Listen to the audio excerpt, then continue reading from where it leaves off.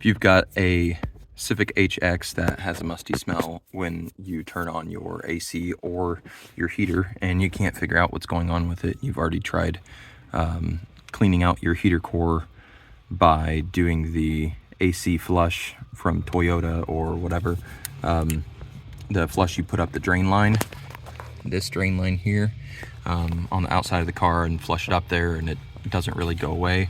This could for sure be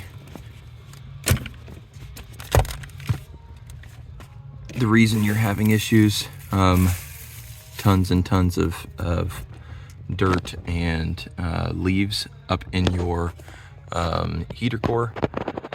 This, all you got to do is take off the 3 bolts on your blower motor, disconnect the blower motor, and then if you go up in here, you should be able to see up in there is your heater core, and down in the bottom is where there's a shit ton of leaves, and there's really no good way to do it besides removing it.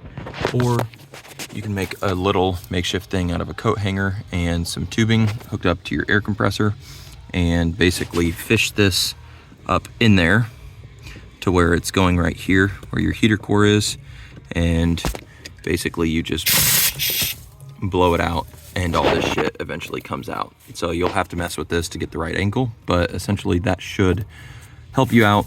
All of this just degrades, gets wet, and then smells really musty and gross. So hopefully that helps you guys out to clean out your heater core.